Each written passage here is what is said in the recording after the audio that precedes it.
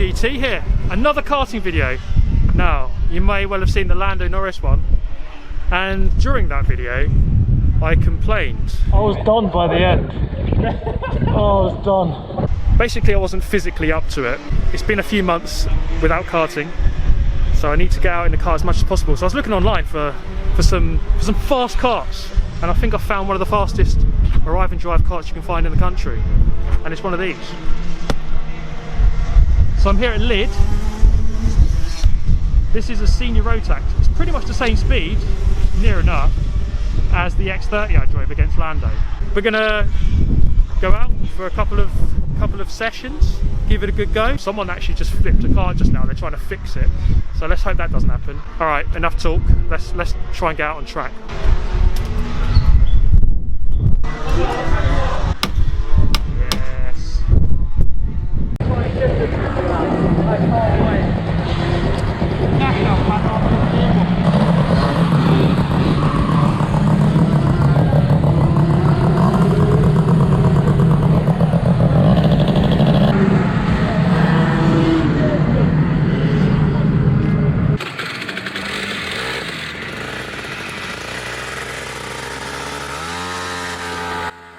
Alrighty then, let's get out on track for our first session here.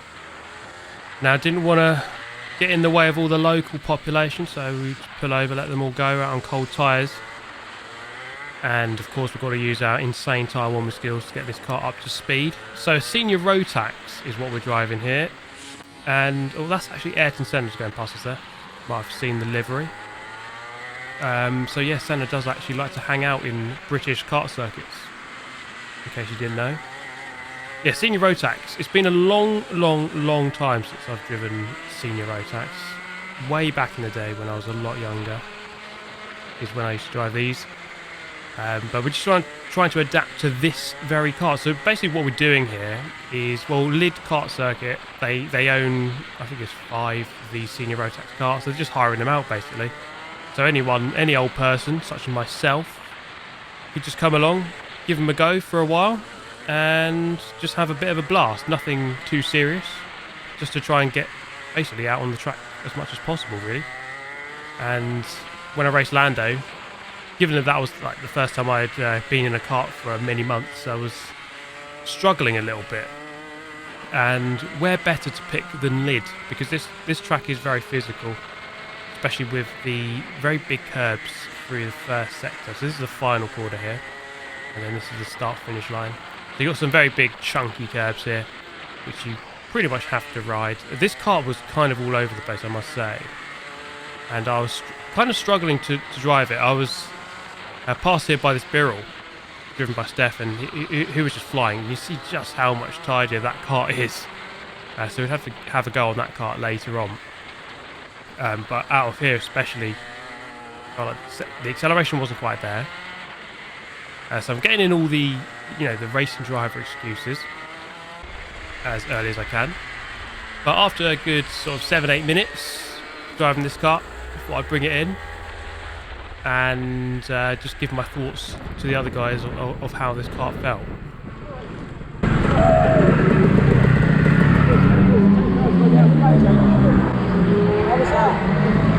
Oh man, that is hard to drive.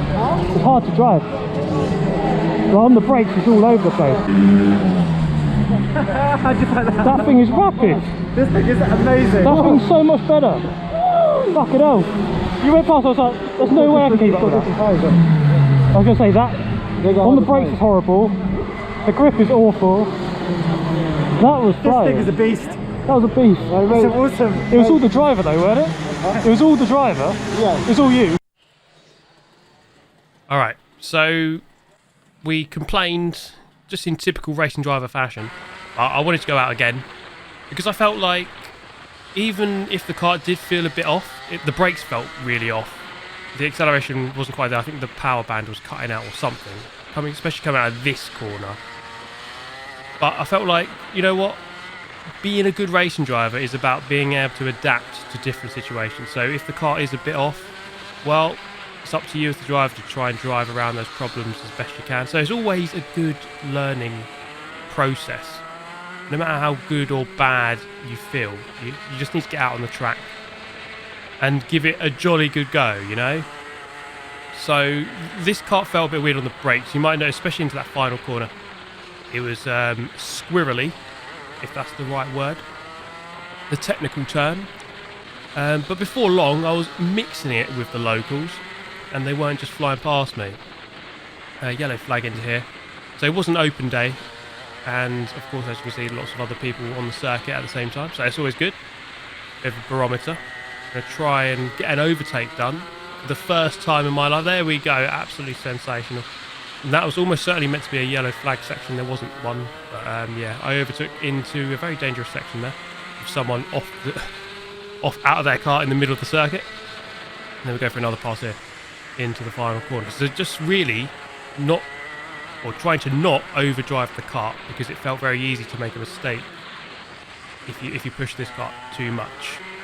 But basically, as I said, it's an arrive and drive session, and these karts have basically been taking a battering all week. And that's, you know, what happens when a kart takes a battering? Well, some of them become a bit harder to drive. It's just the nature of higher karting. That's just the way it is.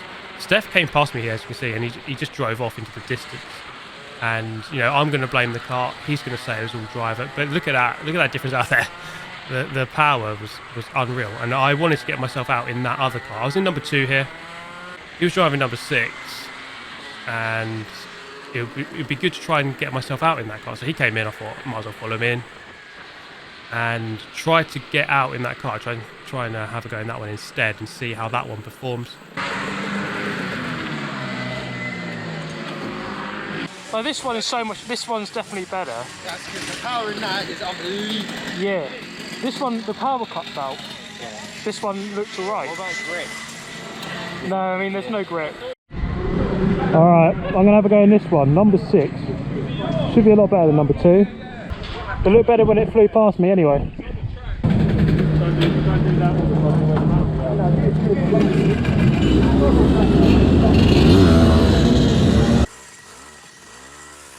Alright then, here we go. So I managed to secure number 6. And let's see if this one feels any different, any better. Warm up those tyres, of course. So, you know, when you're driving different karts, in higher karting especially, it's a lot different than owning your own kart. You know, when you own your own kart, you understand the kart, you learn the kart. It feels the same pretty much every time. But when you're doing higher karting, they're all a bit different because they've all taken varying degrees of damage. They've been maintained differently. So you have to kind of just adjust to how each kart feels. So this one felt a lot better. You see, I actually nailed that apex for the first time. And in the previous car, I wasn't doing that at all. And the power felt a lot better. It felt really good, actually, driving this one. So you've got this long left onto the back straight here at Lid. Do excuse the wind. This is a fairly coastal circuit, so quite a windy place. In fact, they do like, there's a lake just next to the track, and they do like windsurfing and stuff on it. So yeah, it's windy here. Now, yeah, this car just felt a lot better. I was just a lot less busy on the wheel. You can see just a bit tidier on the steering wheel. It accelerated out of that corner actually quite nicely. And then here, just nicely poised, hit that apex about 2/3 of the way around, that right-hander. Going over this crest here, I don't know if the video does it justice, but it almost felt like you're getting air. Like, it really felt like I was in the WRC flying over that jump. And then down the back straight, reaching speeds, I don't know. I would say certainly upwards of 70, maybe up to 80 in a proper senior Rotax, which is not damaged. But that was a good session. Just I wanted to go out very quickly just for a couple of laps just to test this car, and it definitely felt a lot different. Felt better for me, at least. And just getting that seat time, which is the main reason we're here. So we came in and just handed the cart back over to someone else, and we're going to try and get the shifter cart, which is here.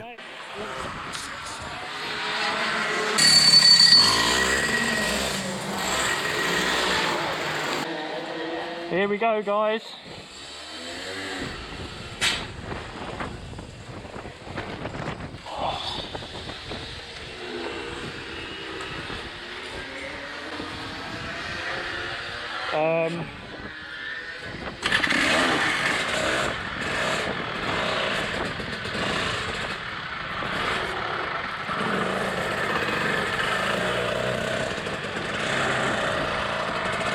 All right, here we go then. So I managed to get myself a go in this shifter cart, which was lying about.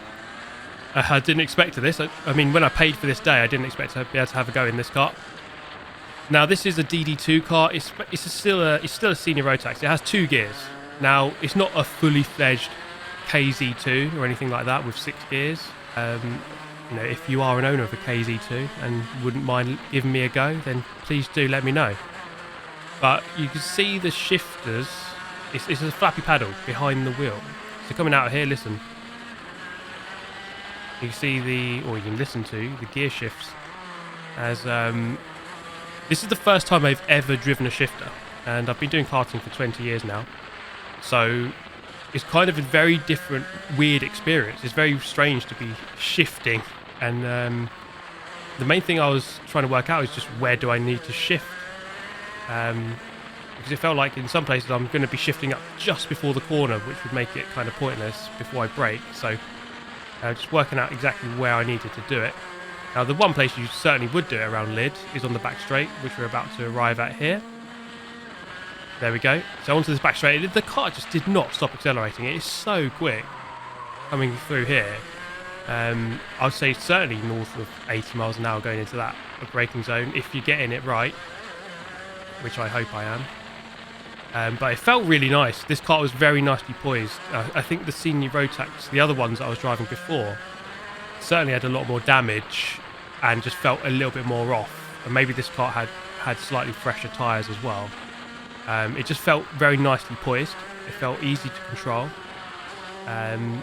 which is good because I need all of the confidence I can get, given that I'm driving a shifter car for the first time and having to learn exactly where to shift and all that kind of stuff. It felt good. It's just a really nice experience just to get out in something different, something that I haven't driven before. But I would say that at this point here, something went wrong with the cart. And I think damage seems to be the theme of the day, because I don't know what I've done to this cart, but all of a sudden it felt sort of 2 seconds a lap slower. Something came loose, something felt wrong with the engine. So I thought, okay, I just have to bring this in and just check on it, just to make sure I haven't completely ruined it. I won't have to have a hefty bill to pay for the repairs of it. So I just thought, right, let's bring it in, just check out exactly what's wrong with it.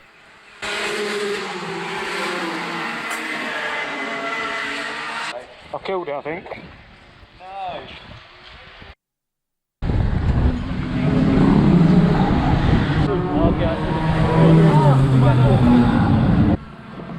Okay, so it turned out I think it was okay. So I went out again. There we go. Click it into gear and off we go. Now it obviously is working. It felt a bit slower for some reason halfway through that previous session, but we're going to go out again and see how it feels. Ayrton Senna goes past me there. Actual Ayrton Senna livery on that car, which actually looked really good. Now let's see how this performs now. It felt really nice on the steering, as I said. It just felt very well poised. The balance was very, very nice on this car. And as we come out here, it wasn't long before something very strange happened. So I went out on this warm-up lap, going round onto the back straight, and then on the next lap, something rather strange happened. Well, I'll let you experience it.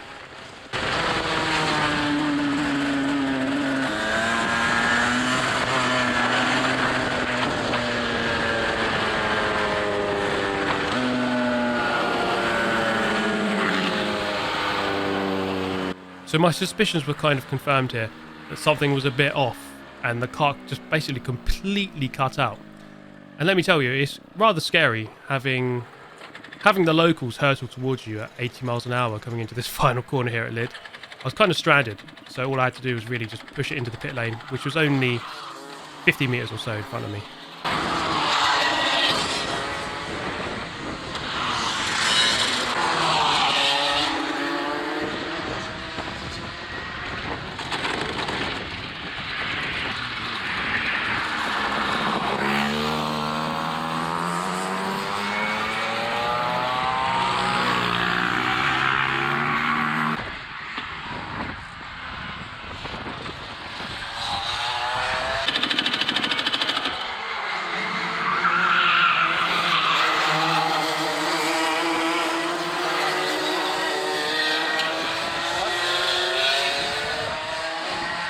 That's a problem.